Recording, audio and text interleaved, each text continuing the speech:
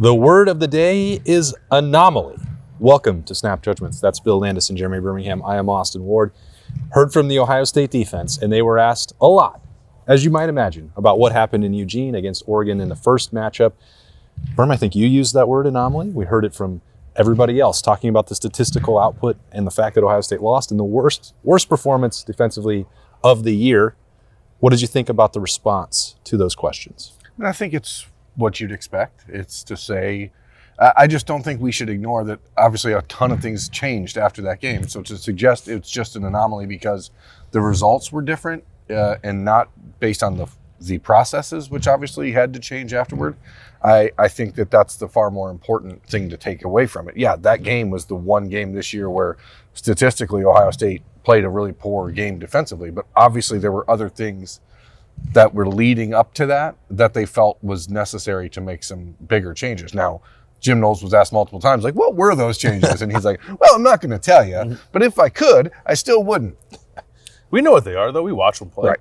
Yeah. He got to the end of the press conference and he's like, oh, shoot, I forgot you guys watch film. Yeah, like structurally, they're very different. They are clearly blitzing more. They're doing more stuff with the defensive line. They're calling things differently. All of it is very apparent that they went back to the drawing board a little bit. Re-engineered I forgot about that. That was the word It's that back, they used. baby. They used at the time after the Oregon game.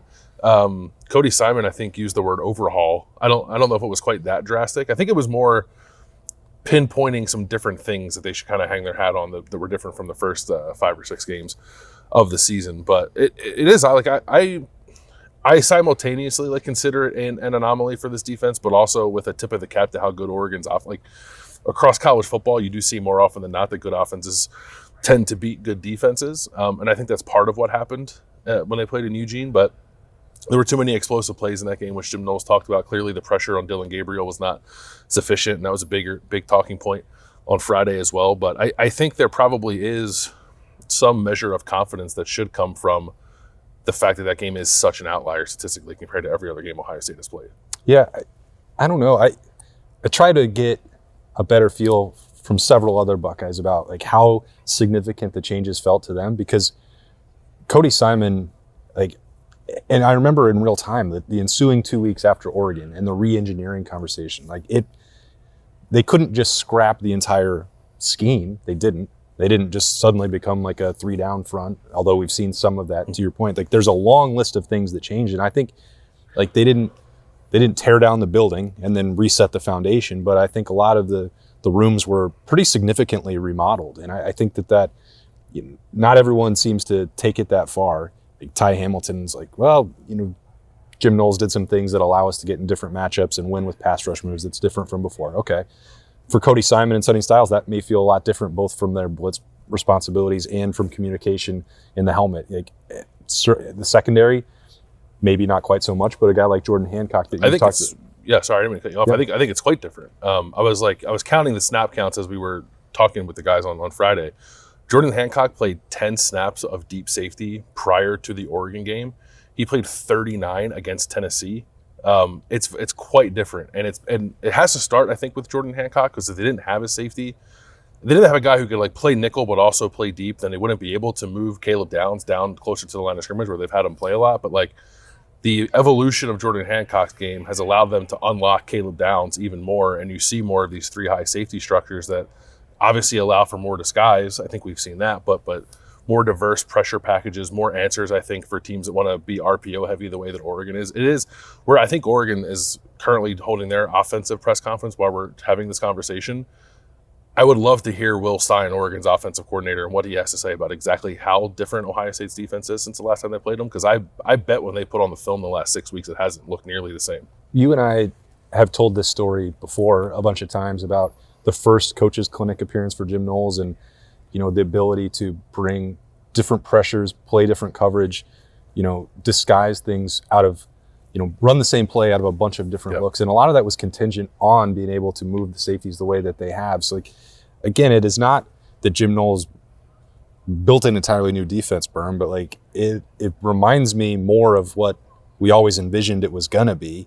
And if it took the Oregon point to bring that to a head and make the adjustments, certainly it has worked. It's not lost on me that this is the second time in 4 years that Ohio State has had to restructure their defense after a game against Oregon. I mean, if you go, it's this. Yeah, except this time you have, who knows what he's doing. This time you have a veteran defense coordinator and a group of veteran defenders who understand the language and understand probably the goal a lot more than the group did in 2021. You can't just throw the baby out with the bathwater here. These are your players. This is what they do best. This is why you recruited them.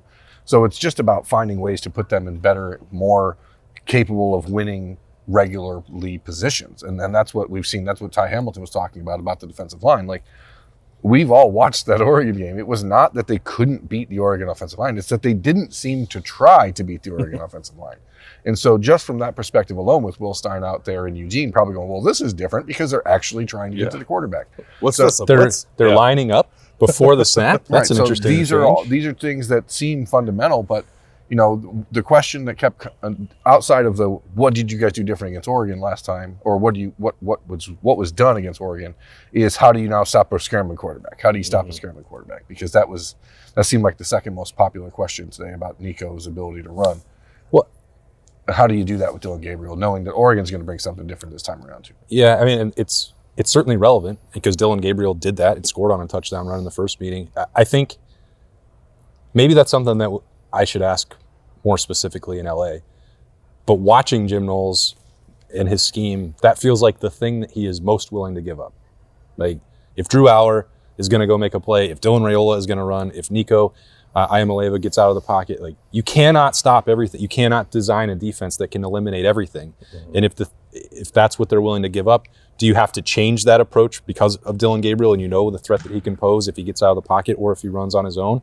Or because all this does revolve around the fact that Oregon is really freaking good and they have great wide receivers, they have a good offensive line, and they have a great running game.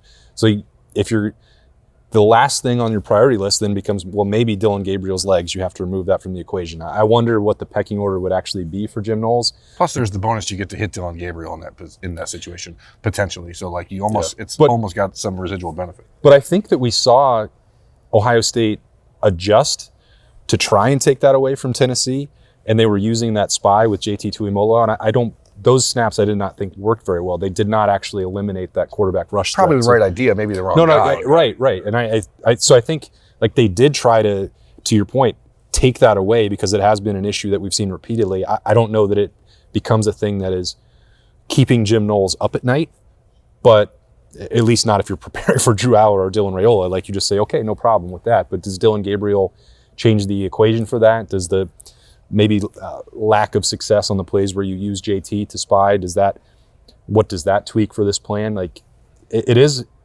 a chess match because they've already played them, and we know that that's generally, I don't think their priority is to eliminate the quarterback on the ground. Yeah, well, I'm curious to see how that plays out too. Like with Drew Aller and Dylan Raiola, you don't plan for it. So like when it happens, you're like, okay, well, this is, of all the things that worry you about this offense, this thing is pretty far down the list. Sure. It is a more fundamental part, I think, of Nico Iamaleava's game and Dylan Gabriel's game, although he doesn't have a ton of rushing production. And I think his touchdown was on a designed run, right? It was like his own. His goal was to extend plays. Yeah, that's the thing that worries me. It's like I don't know that I want to spy on Dylan Gabriel because all you're doing is removing someone who could either be like chasing them, like hunting them down, or out in pass coverage. So that's where you get killed a little bit, is when he's extending plays and then throws the ball over your head. So it is a chess match. Purdue just sent blitzers at Oregon and got to him. Even though they were obviously outclassed in that game, they were affecting Dylan Gabriel. Well, Wisconsin did the same. Yeah, in a much different way than Ohio State was able to by just sending blitzers after him. And you take a chance that he may not see the open guy, but maybe he does, and you get beat. But you got beat anyway. I think you want to crowd him. Like, he's small. Like, I think that was pointed out in a question, not an answer. But he's a smaller quarterback for sure, and he's handled pressure well, and he's very good against the blitz. He's played, how many games was it? 346. 346 games. That's a lot of blitzes coming your way. So he's a difficult quarterback to rattle, no doubt. And few teams, honestly, have been able to do it against Oregon this year. But Ohio State has to find a way. So it'd probably be a mix of more pressure and some spying, preferably with someone who can move a little bit better, no offense, than JT Tuimoloau out in space. But I feel like they're going to have a better plan for it than they had last time, because it didn't seem like they had any plan for it last time. So like those scars from that game, I think, will suit them better in this one. I do think it's interesting that, and look, Oregon is really good. They're undefeated. I went into that first matchup and maybe did not give enough credit to Dylan Gabriel for how good and productive he was, and he was phenomenal in that particular game. But the turning point conversation, like Ohio State's defense has demonstrably improved since that point. And I'm not as sure that is so true for Oregon. The games that they were awesome against Penn State, but I think about watching the Wisconsin game and be like, how can this still be the same team? And they can be corralled, and they have the coaching staff and the personnel to correct that immediately. But Ohio State's players talked about them turning around and going on a run after Ohio State, and I feel like Ohio State may have been their single best performance of the year, and that outside of maybe the Penn State game in Indianapolis, they didn't really duplicate that. They were missing Tej Johnson for a little bit, which is like he's obviously very good. It's like take Emeka Egbuka out of Ohio State's offense, but even then, like they look far more out of sorts. He thought their most complete game was the Washington game. Yeah, that's when Tej came back. But I agree. I mean, the thing is, you can go back to that game in October, and like Ohio State had multiple chances to just win that game, even with the defense as bad as it was that night. So it's not something where Ohio State should be looking at them as some sort of boogeyman, like, oh my gosh, it's Oregon.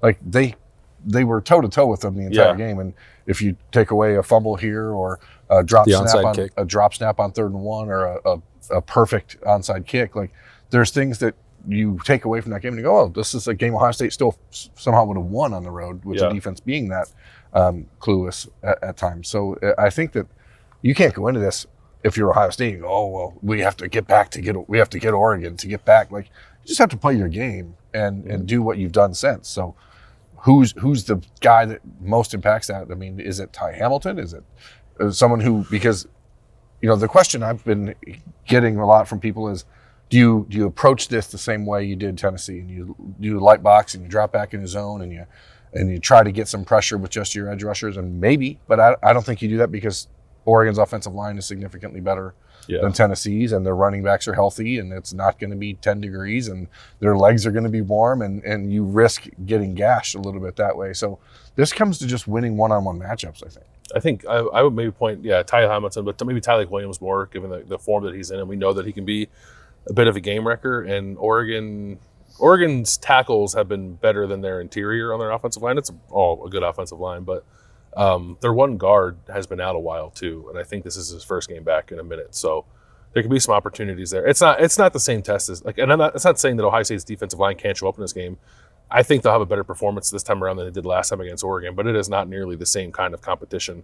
Tennessee's tackles are bad, and Oregon's tackles are both going to be like second-round draft. You have to bring a fight to them. Like this is, or Tennessee, once you punched them in the mouth, that game was pretty much over, and Oregon will not respond that same way.